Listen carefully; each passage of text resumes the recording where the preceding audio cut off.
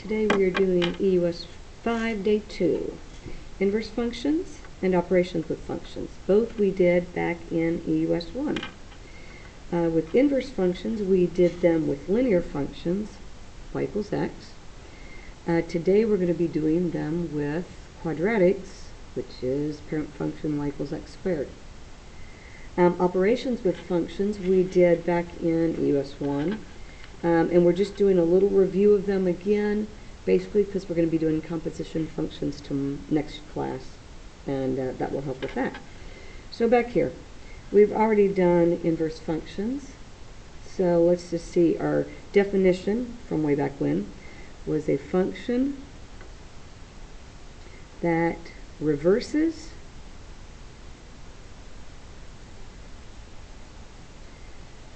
or undoes another function.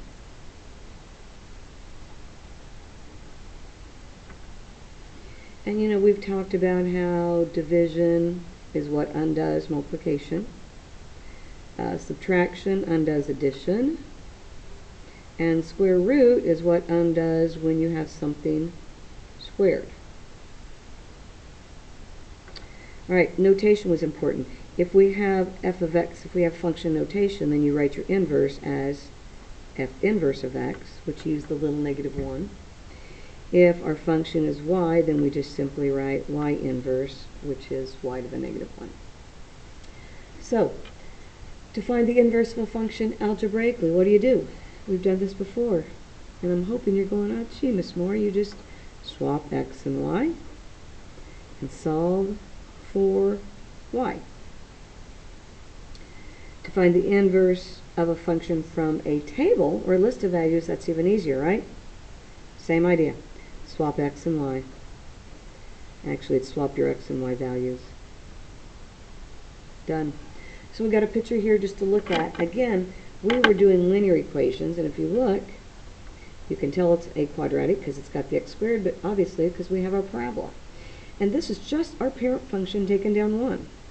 Boom, it's going through a -1. It's still the 1, 1, 2, 4, 3, 9. And then how do you get the inverse? Well, it's already solved out for us algebraically. And if you look, it's the parabola just flipped on its side. Now the reason why they have this side dotted is to actually be a function. Do you remember the old rule that if you take your pen or pencil across, it can only touch in one place to be a function? So this whole line is the inverse, but the square root function will normally only be your positive values. And we'll talk about that more because we are going to graph these this unit. Now, we have this line going right through here. What is this line called? Do you know already?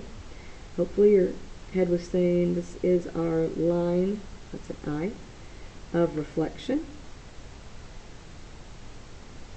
And our equation is y equals, it's always the same thing, y equals x, which is our linear parent function. Alright, so that was our quick review. We're going to go down here and just do 2 examples. We are going to find the inverse algebraically. Then we're going to graph the function, our original one, the line of reflection, and the inverse. So, okay, remember to find it algebraically, we will swap x and y, solve for y. Remember right here, your g of x is your y. So we will turn that into the x, and wherever there was an x, we put the y. Remember, you do not move the numbers that go with it. Alright, so now we're going to solve for y, get rid of the 5, so we need to add the 5 over to this side. How do you get rid of the 1/2? Well, instead of dividing by 2, we're going to multiply both sides by 2. The special thing you have to remember is, put parentheses there because you're going to multiply the 2 times both of them. So it will be a 2x plus 10 equals 1/2 times the 2. They cancel out and you just get y squared. How do you undo a squared? By golly, we square root. What's the one thing that you always have to remember when you square root? Plus or minus. That's the easiest thing to forget, it's that right there. So your answer is plus or minus square root of 2x plus 10. And you can either write it as y inverse, or if you want to write it, take it back to your function notation, inverse of g. So either one of those is fine. Alright, so we have found the inverse algebraically. We're going to go graph it. Here's my original equation. This is just my parent function taken down 5 and compressed by a half. I'm going to go ahead and do the table though. It is such good practice for us to be able to do the table. -3, -2, -1, 0, 1, 2, 3. If I go too fast on my table, you just pause and write your values in. Then we're going to, this is our quadratic, so you square them all. There we go. So are we doing, the only thing that we do to the x side is what's inside parentheses, but we have no parentheses, so we will not do anything to our x side. The 1/2 and the -5 are all outside, so they affect my y values. So I will multiply by my 1/2 first, then I will subtract the 5. So I'm just going to quickly do these, 1/2 of that. I think I may switch to decimals, maybe a little easier here. You can use whatever you would like. Subtract 5. I should be left with a -0.5, -3, -4.5, 5, -4.5, -3, and -0.5. Alright, so now I will graph. These will be my x values. Here's my y values. These are the ones that I'm going to graph. So we come over, we have and actually right there is your vertex, which is, if you look at that, you could have figured that one out real quick. I'm going to start with my vertex. And -1 is -4.5. Should be right there.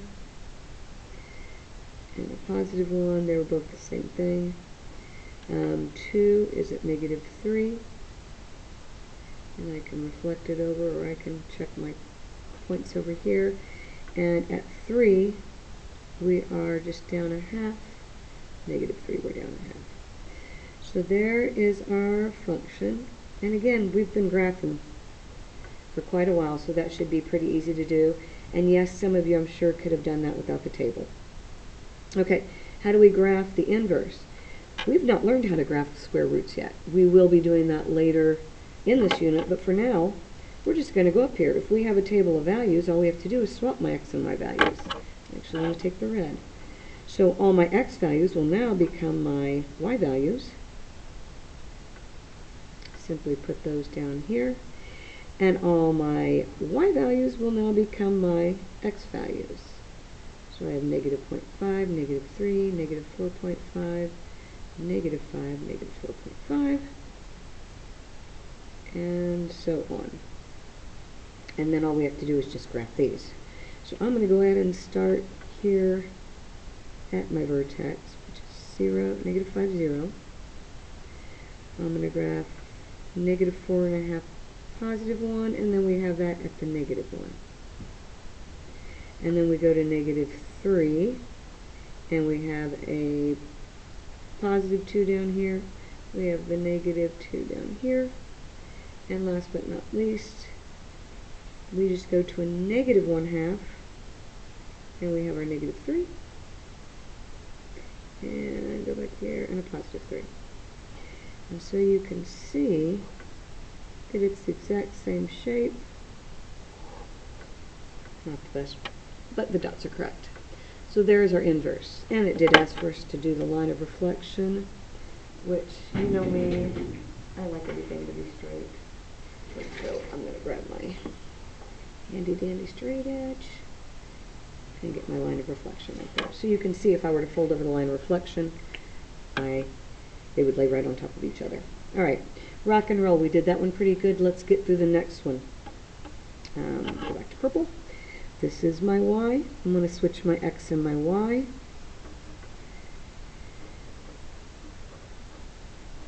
Alright. Again, I'm not going to multiply this out because I want to get the squared by itself so I can square root.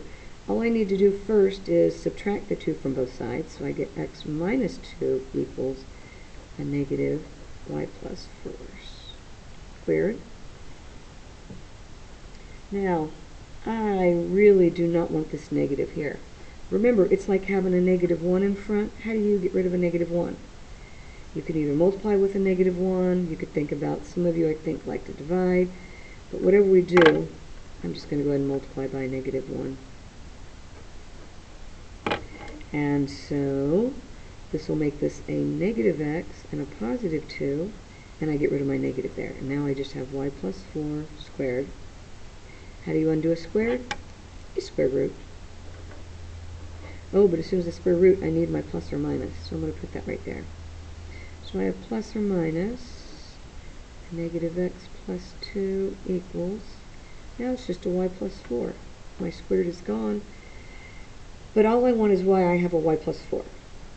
So I'm going to subtract the 4 from both sides, and I'm going to put it in front. Because if I put it at the end, I can't tell sometimes if it's inside the square root or if it's outside. Actually, in my notes, last year I put it after, so it really doesn't matter if you put it in front. You guys actually like seeing it in back, so I'm going to go ahead and change my mind and put it in back. I'm just going to make sure it's out far enough that you can tell. Now I have to add one more thing. If I'm going to leave this be my answer, I have to add the -1 to show it's my inverse. Or again, I could switch it back to h inverse of x. And again, the -4 can go in front, go in back. I think we'll see it in different ways, so it's probably good just to mention that. Alright, so let's go ahead and make a quick table. So, same as again, -3, -2, -1, 0, 1, 2, 3. We've got it. We've got 9, 4, 1, 0, 1, 4, 9. Alright, now I actually do have something that is inside with my x. It's a +4. Remember, I can look at that and I can know my vertex is going to be at -4, 2. Everything inside's opposite. So, on my x side I need to subtract 4. Everything outside affects my y. I have a -1. And I have a +2. So here we go. If I subtract 4, we have -7, -6, -5, -4, -3, -2, -1. Multiply by -1. I'm going to do that first. Just run through and make all these negative. And then we add 2. So I have -7, -2, 1, 2, 1, -2, -7. Alright, now, these are the numbers that I'm going to graph, except there was something else that's different in this problem that there wasn't in the one above. I'm going to limit my domain. I don't want all the x values this time. I only want the x values, all the x values that are greater and equal to -4. So is -7 greater or equal to -4? Nope, don't need it. Is -6? Nope. -5? Nope. But -4 is equal to -4. So I definitely want to include it, and all these will be greater than -4. So this part of the graph, guess what? I don't need to mess with it. I'm only going to graph these 3 points right, or 4 points right here. I can count. Alright, so -4, +2, -3, 1, -2, -2, and -1 is at -7, right there. So what it is, I have half of my parabola. Okay, that's the only part that I have to graph. Now, oh yeah, the directions did tell me they want me to graph the inverse. Wow, that's really nice. Here's my little table. I'm just going to go ahead and show you that my inverse would just be flip these numbers. Over here is -4, -3, -2, -1, and then my y values become my x values. And so now I'll just graph these. So we have +2, -4, 1, -3, -2, -2, and -7, -1. And I like to flip my paper because there we go. Now, the catch, do you see how these numbers, I cannot go any further here, right? This is where it stops. This is where I have a point at the -4 here. It stopped. These numbers, I could have kept going with my graph, right? That's why I put the arrow down here on this end. So the same thing here. This is where it stops. and this is where it keeps going. So if you noticed, here's my stopping point, or my starting point, think about it that way, and you notice that my arrow got covered up, but the arrow keeps going on this end. So whenever you have a domain like this, you will have like a starting point, and it will keep going. So that's the only really new part today, is I'm just limiting the domain, but we did do those with linears. All right, we're halfway through. Flip-flop the sheet, and let's rock and roll on the other side, and I'll see if I can keep us moving. Operations with functions. Yes, we have done these. It's more review. So we're quickly going to work through a few of these. We're given these functions right here. So this is basic algebra 1. Remember, this is just a reminder, this is input. So you're going to put -2 everywhere you have an x in your f of x function. So this will just be -2 squared plus 3 times -2. Anytime you square a number, it's always positive, and we end up with -2. Now, if we were in class, I'd make you guys do these without me, but we're not, so here we go. This time, that one was input. This time, they're giving us the output. So go to your g of x function, and you're going to set it equal to 9. I'm going to write it either way. G of x is x minus 2. It is equal to 9. Add your 2 over, x equals 11. The last one, the only reason why it's any more complicated is because I put multiple things in. Find your m function. Everywhere you have an x, you're going to put a minus 7. So we have 3, a minus 7, plus 1. Distribute your 3. So you have 3a minus 21 plus 1, and then you can combine your negative 21 plus 1 and just end up with 3a minus 20. Okay, hopefully these are feeling very familiar. That was definitely Algebra 1 level. Algebra 2 level, we've done these before. Just a quick reminder, this different notation, does it mean you add the f function with the h function and multiply them all by x? Heck no. This just said x is your variable. This is f of x plus h of x. Remember, this is just the variable used. You can write it this way if you don't like that way, but these mean the exact same thing. So take your f function, x squared plus 3x, add to it your h function, which is 2x squared minus x plus 4. See if there's any like terms we can combine, and there's that, which would give us 3x squared. You have a 3x minus 1x, which is just 2x, and then a lone plus 4 hanging out here. There you go. Number 5, same thing. Instead of adding, now we're subtracting. Remember, this says take the f of x function and subtract your g of x function. So we have x squared plus 3x minus, do not forget, you need to subtract the whole g function, which is x minus 2. Boom. So what do we have to do with that negative? Yes, once again we distribute it. So it's x squared plus 3x minus x plus 2. So you have x squared negative plus 3x minus x should be just a positive 2x plus 2. Do not forget to distribute the negative. Sort of tired of saying that. You're probably tired of hearing me say it. Last one of these, we will add your g and m functions, but we're going to use 3 instead of x. So really this is g of 3 plus m of 3. So take your g function. Everywhere we have an x, we now get to put 3 in. So it is 3 minus 2 plus. Go to your m function. Everywhere I have an x, I'm putting a 3. So it is 3 times 3 plus 1. 3 minus 2 is 1, plus 9 plus 1, so that looks like it should give me a total of 11. So when they give you a number instead of a variable, you're going to get a number answer. If they just have the variable in there, then you're probably going to end up with variables in your answer. A couple more real quickly. This one's a multiplication problem. Take your f of x function and multiply it times your g of x function. And so f of x is x squared plus 3x. Remember, we just got done multiplying polynomials, so this is pretty easy. Foil it.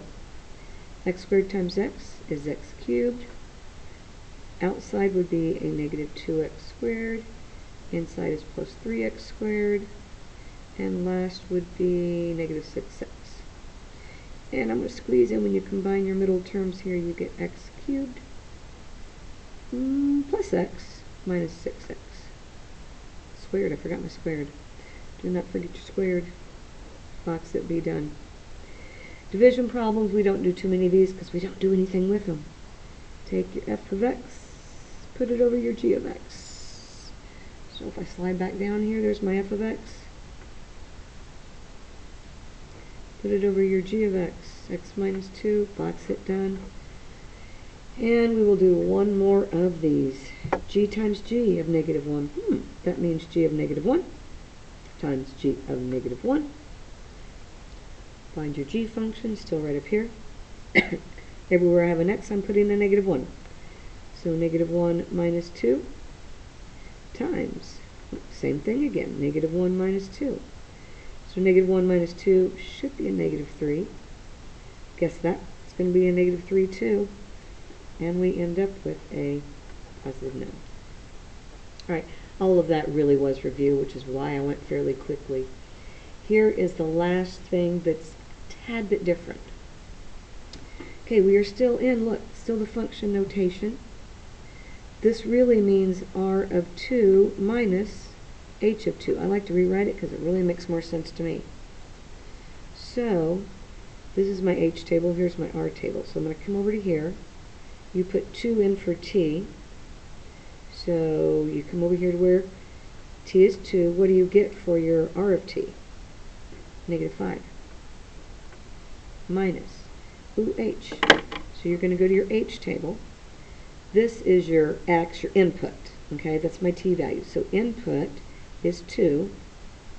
What is h of 2? 0.9. So negative 5 minus 0.9 is negative 5.9. Let's try another one of these. For those of you that got it, you rock and roll. You don't need to listen to me. Just do these really quickly. For those of you going, what in the world did she just do? Well, let's do another one. This is going to be a multiplying one. 1.5 is my input. Go to your r table. Find 1.5 as your input. What does that give you? Your r of that is negative 2.5 times, okay, now we go to h, input of 1.5, that makes your h, your output of t, 2.6.